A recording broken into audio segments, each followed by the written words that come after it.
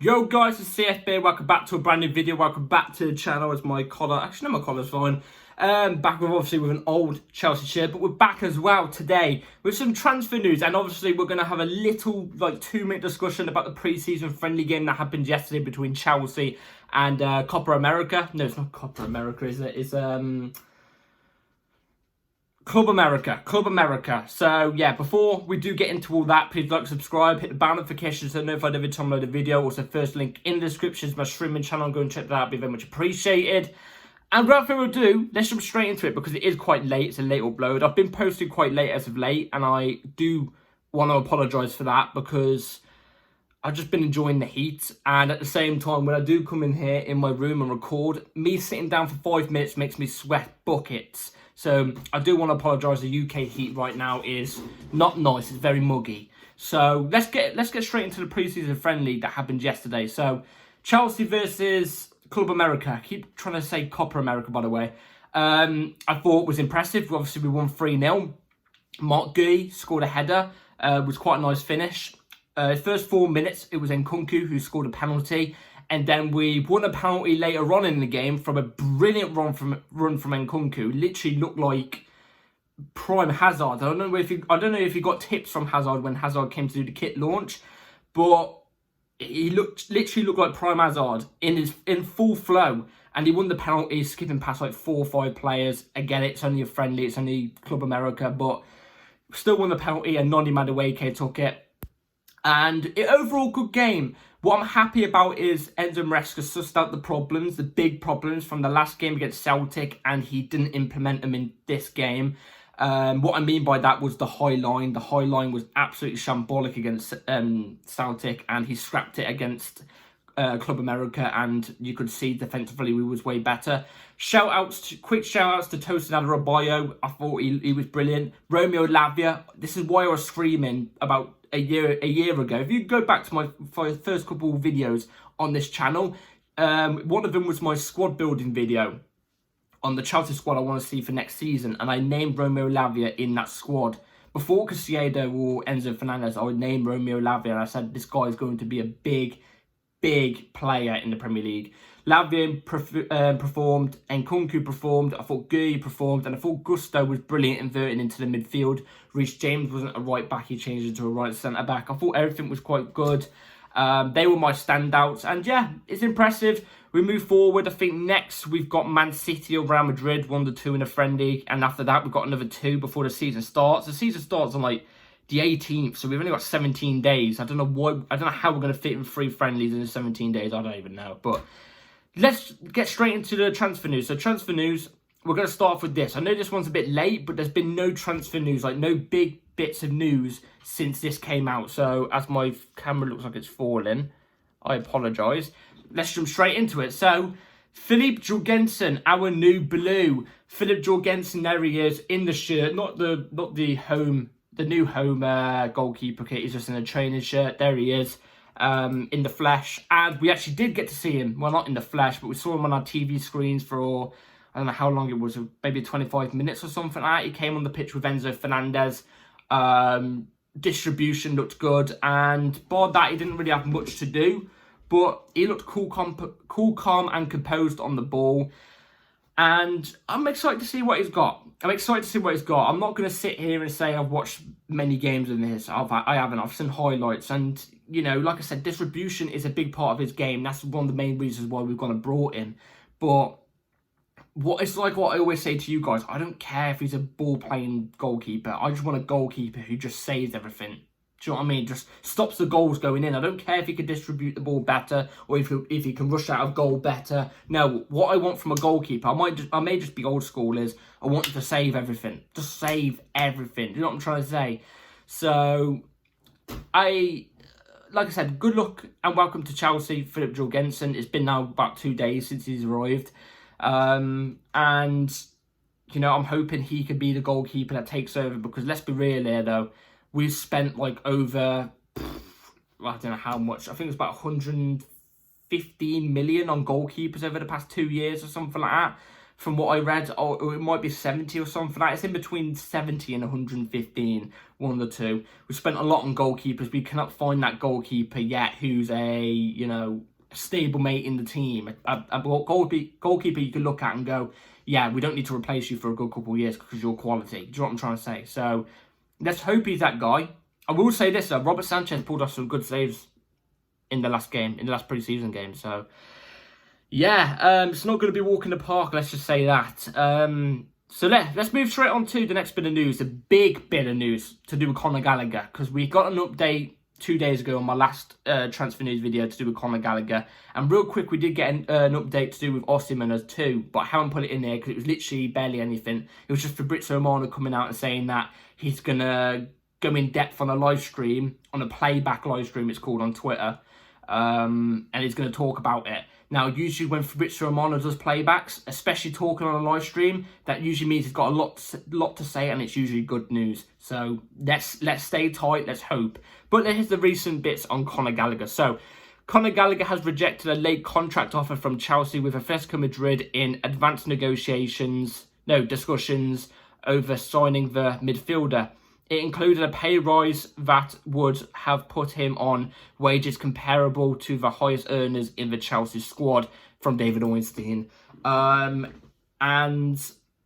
there's another bit of news as well. Sorry about that, guys. There's another bit of news that came out as well from Ben Jacobs. He said this: Chelsea accepted a bid from Aston Villa in June for Conor Gallagher.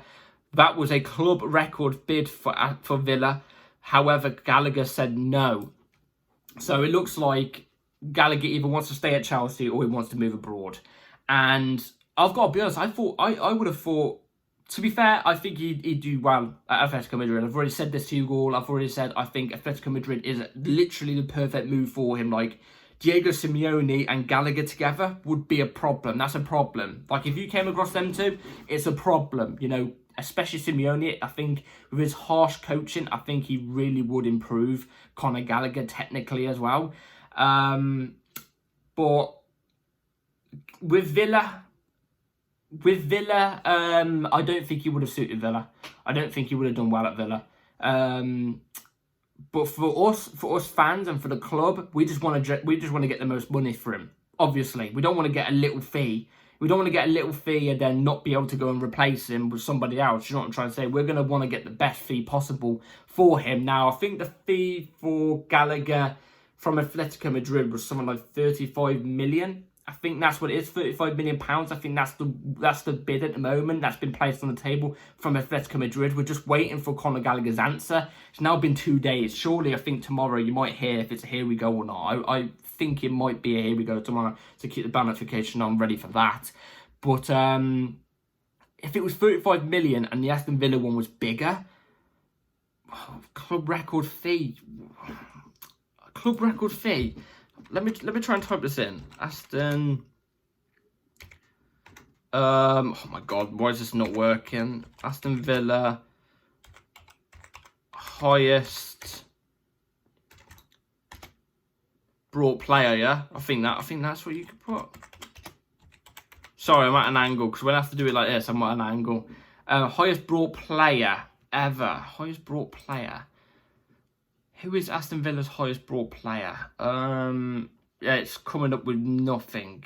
It's literally coming up with nothing. But I'd presume it was definitely over 55 million. That's what I'd presume. I think it's over 50 or 55 million. It's definitely not below 35 million, the bid that Atletico Madrid have put in for him. So we would have ideally got more money for Conor Gallagher from Villa.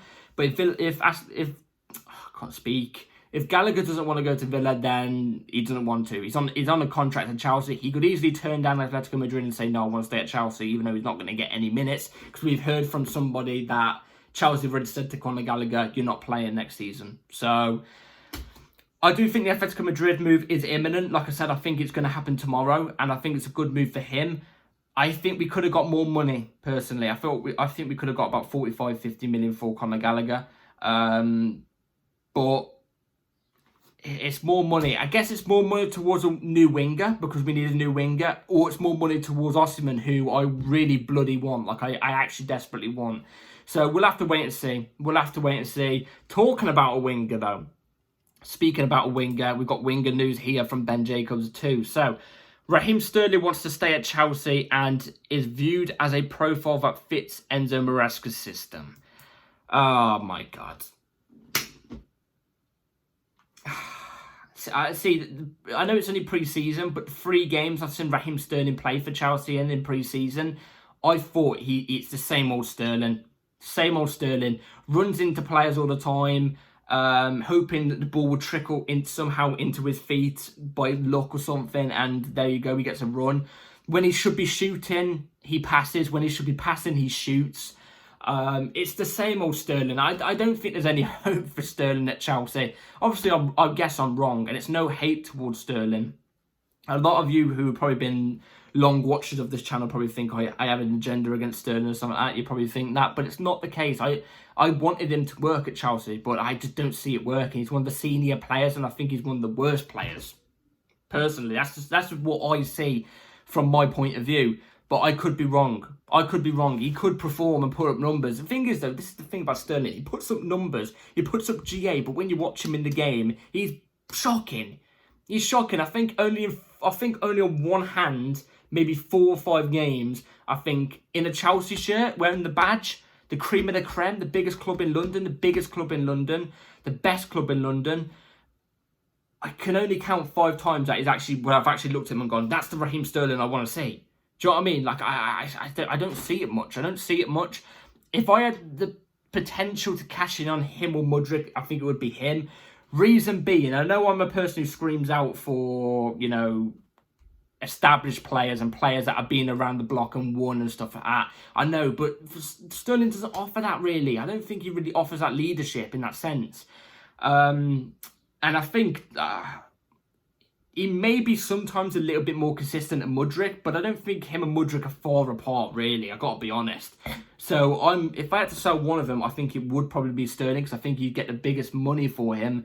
And also, like I said, I don't think even if you sell Mudryk or Sterling, I don't think it's a big miss anyway. So, and that's saying something when he's meant to be the more senior one. Do you know what I'm trying to say? So, if I had to switch a winger, it would probably be Sterling. But if it's either two of Mudryk or Sterling, I don't care. As long as we bring in a better winger at a higher level. So, yeah, I think he will stay this season. I think Sterling will stay this season. So, I don't know what we're going to do. We're going to go and get a right winger or sell Madueke. Like, what's going on? I don't know. Because we can't have 3 wingers fighting for one position. Do you know what I mean? So, yeah.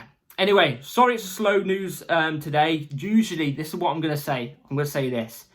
Keep your eyes peeled and hit that bell notification so you're not for every time I load a video. Because I think tomorrow or Saturday, I think you're going to hear not just one big bit of news. I think you're going to hear 2 massive bits of news.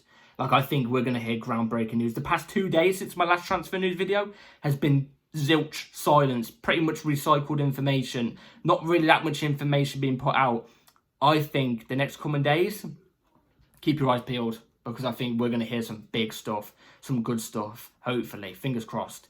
So, yeah, keep your bell notification on so you're notified every time I load a video. Like, subscribe, everybody. Take care, all. This is finally my shortest transfer news video I've ever done. Every time I come on and say this is going to be the shortest transfer news video, it never is. It's usually around the same length. But this is officially. So, yeah, take care, all. Like, subscribe, and have a good rest of your day or night. Peace.